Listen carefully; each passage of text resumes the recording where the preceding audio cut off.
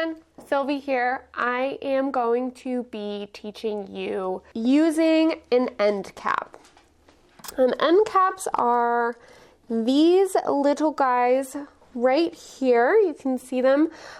We sell them as S2715, and they're these little U-shaped pieces that clamp over the end of your chain, therefore creating an opening so that you can link a jump ring through, or your clasp, whatever it may be.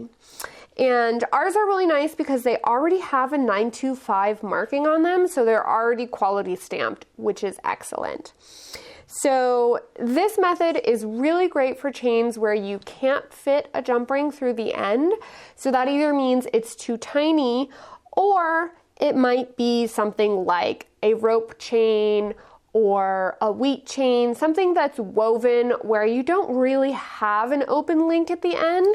And that's what I'm going to be using today. I'm using a tiny double rope chain. 210R is the chain that I'm going to be using today. And the first thing that I'm going to do actually is I'm going to take my end cap and I'm going to open it up.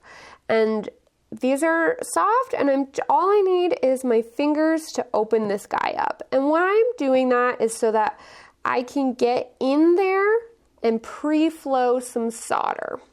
So I just want to open it up enough just so that it will sit flat on my solder block. And I'm going to also flux both ends of the inside of that. And you can tell the inside from how you open it, but also the side that is not quality stamped. So you want to make sure that you don't flow any solder there.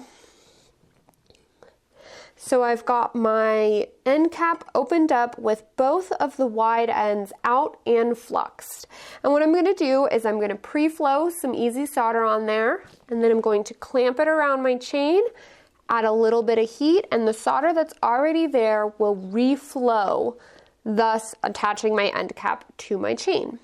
So this is a great method for pre-placing solder. So I'm going to take my solder chips and place one on either end of that end cap. Okay, I've got a chip of solder on either end of that end cap. That can be a little bit of a finicky process. Things like to stick.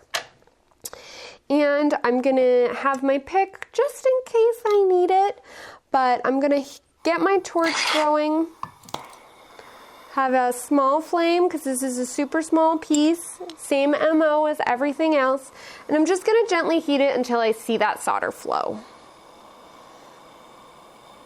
1, 2. I'm going to quench this guy. And now, because I was in and out so quickly, I don't need to pickle this before I'm ready to solder it to my chain. So the first thing I'm going to do is partially get this guy closed up. And I'm still using my fingers because it's nice and soft. And in the process of pre-flowing that solder, I've also annealed the piece so that it's nice and easy to bend around. And so I'm closing it up to a fairly tight opening. I kind of want it to be as close as I can to the size of my chain right now, so I don't have a ton of wiggle room when I'm going to attach it. I'm going to lay my chain out. First, I'm going to flux my chain because that needs to be fluxed. And just the very end where we want that solder to flow. If you flux too much outside of that very, very end, what you're doing is creating an environment that is conducive to solder flowing. So you're keeping it clean, and that's going to make it easier to have that solder flow down the links. So you really only want to flux just what you need. I'm also going to give my end cap just a gentle flux.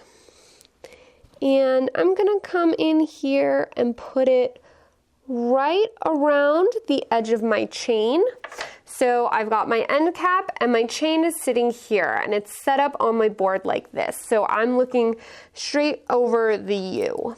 And I'm gonna take a pair of chain nose pliers and I'm just gonna squeeze down right on the two ends of my end cap. And what that's gonna do is it's going to pinch my chain right in the middle. All right, so that is all set up. I'm visually looking at it and I can see that my chain is touching both sides of that end cap. And now what I'm gonna do, light my torch up and I'm gently going to come in here and just add a little bit of heat right to that spot. It's going to reflow the solder that I had put on the inside of the end caps and attach it to the chain. So again, we want a nice tiny flame. I have my pick just in case I need to move anything around. I'm just going to gently heat that. And there it goes. So I'll quench this, show it to you, and then we'll recap at the end. All right, I've pulled that guy out of the pickle and I've got it right here for you to see. It's attached, it's all on the end there, and my solder hasn't really flown down the length of the chain, which is exactly what we want.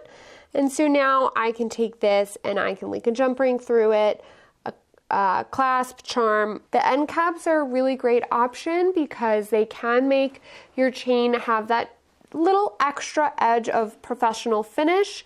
Oftentimes when you purchase a pre-finished chain, it may have those on it, so it's a nice way to add them yourself if that's a look that you're going for. The main thing to remember is a small amount of heat and a small amount of solder.